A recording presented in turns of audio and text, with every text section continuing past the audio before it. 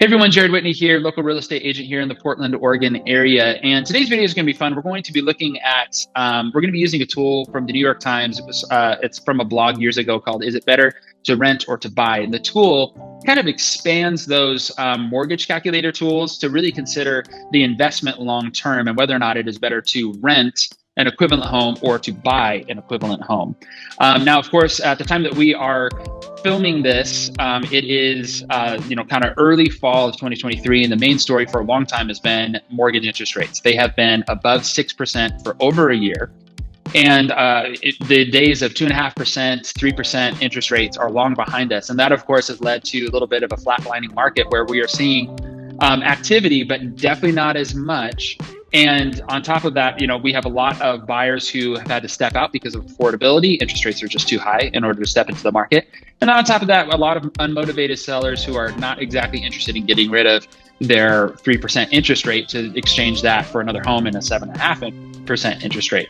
What I want to do today is kind of illuminate some things through this tool, kind of move the toggles around to kind of show you what happens when things change in the market, and basically highlight if there are any sort of opportunities on the horizon for anybody who might be sitting on the sidelines or who's saying, okay, I'm going to wait for rates to come down before I make my move, before I stop renting. Obviously, you should only buy a home if you can afford it, and you are the knowledge keeper of that. You understand your finances, and you should never get into a home that you can't afford. I would never advise that. But at the same time, if you were to exchange, say, a $2,500 rent for a 2-bed, 1-bath here in the Portland area, and let's say it's $2,500 a month. But then you're looking at a mortgage for maybe a 3-bed, 1-bath house, which is a great starter home, a good average starter home. And let's say you're jumping into that for $3,500 a month because the mortgage rate is 7.5%. Obviously, that's a big leap. That's $1,000 extra a month. But at the same time, what are the opportunities down the road that, if you can afford it, what are some of the things that you can benefit from long term? So we're going to take a look at that. So let's go ahead and jump to the screen. I'll explain more, and let's get started. All right. So welcome to my screen.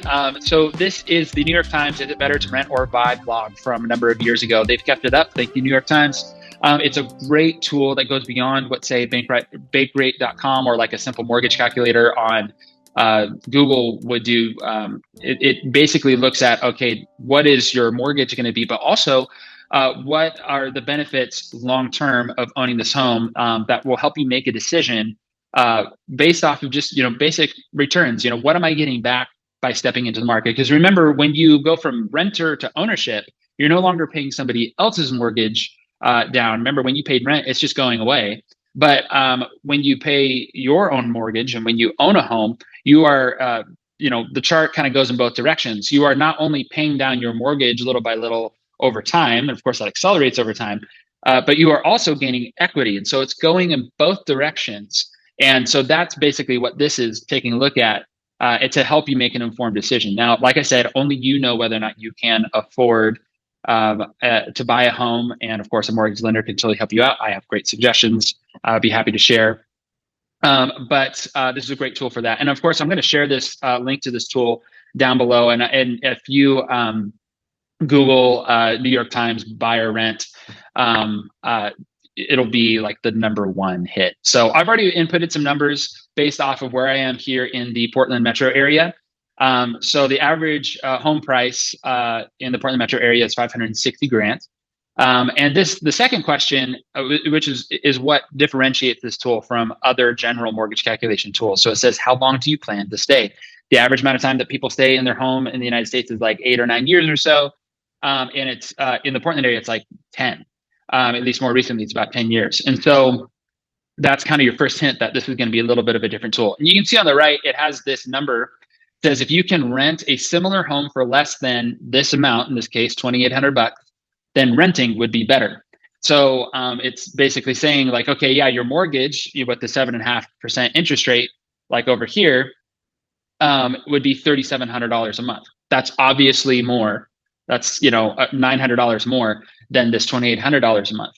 But it's basically going to show that over time, the amount of equity, the amount of opportunity that you're getting, exceeds what you would be paying for rent, even if you paid substantially less.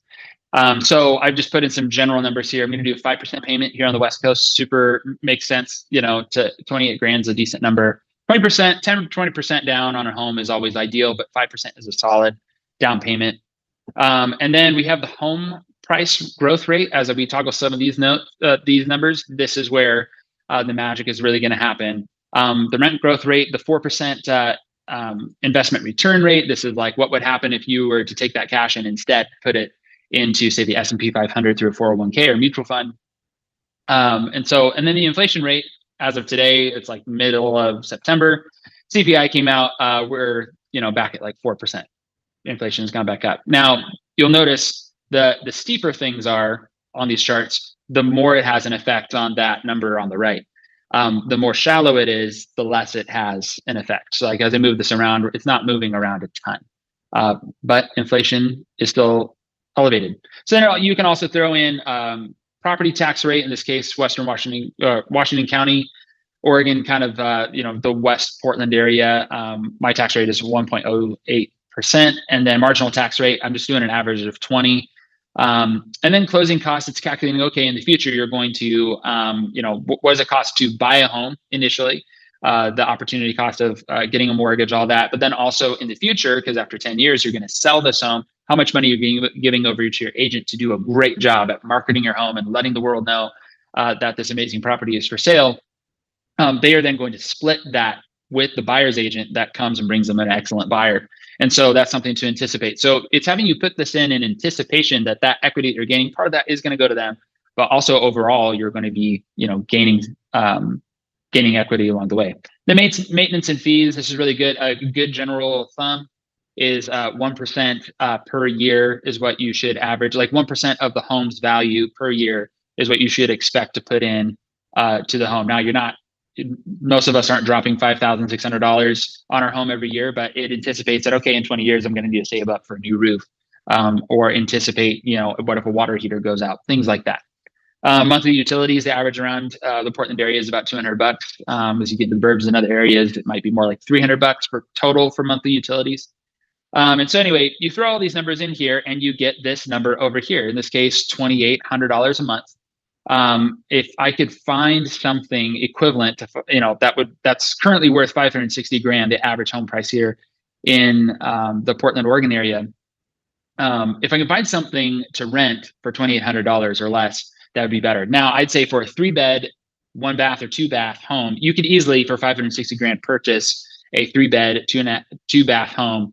That's maybe, 1,500 square feet. You could find that, absolutely. But to rent that home would easily be about $3,000. Now, obviously, the opportunity of jumping into the market, if you're going to be putting a down payment down, for a house, that is, that savings that maybe you want to do something else with. So maybe the difference between $3,000 and $2,800 a month to rent something isn't a big deal. Obviously, it might be tough to find something for $2,800 a month that is a 3-bed, 2-bath home. But already we can see with all these numbers, even with 7.5% interest rates, it's already better to purchase a home in the long term, even though your mortgage payment per month is going to be $3,700. It's already better to be purchasing a home than to be renting a home. Now, watch what happens when things change. So like we said at the beginning, at some point, there's going to be changes in the market. And it said that for every percent that mortgage rates go down, another 5 million more Americans can qualify for a mortgage and purchase a home. That is 5 million more people who are competing for the very few homes that we have. Barbara from Shark Tank was saying that as soon as these rates go down, the market is going to explode. And if you thought the surge during the pandemic was crazy, this has a potential to rival that, if not exceed that. Because there's all this pent up demand. We can kind of look at it as a spring that's coiling down and getting ready. At some point when it's released, that's just more and more pent up demand that's going to be released. And of course, when there are more buyers, then the product, the homes for sale are going to be that much more attractive. And basic supply and demand takes over. The more buyers there are and the less product there is, the pricier that's going to get. And so let's just kind of play around with this. So let's imagine, and especially with the inflation report coming out at like 4%, um, Jerome Powell and crew, they're going to continue to keep these elevated. And it's very reasonable to think that we're going to see 8% mortgage rates. And so if we do that, that maybe moves it up just a little bit. We're still about equal to, if you were to find a home for $3,000 a month that you could rent, that was 3 bed, 2 bath, it would make sense. It's maybe equal to kind of hold off right now. Now, of course, when mortgage rates go up a little bit, typically demand goes down, but we have such little supply that we've basically already bottomed out, and we're already starting to see an increase in prices nationally. And even in some areas that have been hurt or even had a big surge in value, they're already seeing themselves level out and starting to see gains again. So when we go down here to the home price growth rate of 3%, that's probably not going to stay there. And lately it's been more like 1 or 2% per year. And so you can see at this point, maybe renting is better. But if the predictions are true, like as interest rates go down and demand for more housing goes up, we're going to see home price growth rates accelerate and more people enter the market. So let's just imagine that it goes down to like more of a modest level of 2%, which is actually typically expected. It averages out. You want it to average out when you own a home to about 2% every year. But a mortgage rate at 8%, let's say we go from 8% down to 7%. We just shed about $300 off of that difference there, where okay, now we're kind of back to equal. But remember, when the rates go down, more people are going to get into the market, and the home prices are going to increase that much more.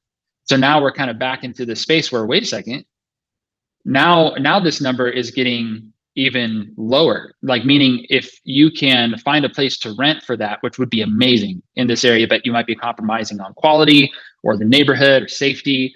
Once you're starting to rent something for that equivalent number, again, here in the Portland area, now it's starting to make more sense to make that a leap to purchasing and getting into the market. Yes, you're getting a lower interest rate, but now you have more competition, and now the home prices are going to start to increase. And where that difference is going to, I think there are a lot of people are going to be sitting on the sidelines right now, just waiting for the mortgage rate to go down.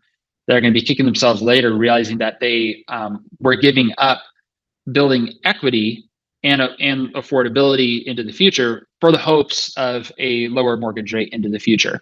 It's always good to have a lower mortgage rate and a smaller monthly payment, but if the prices are going up and the rates are going down, well, then it's basically a wash, and that's where people can potentially be losing out on equity opportunities.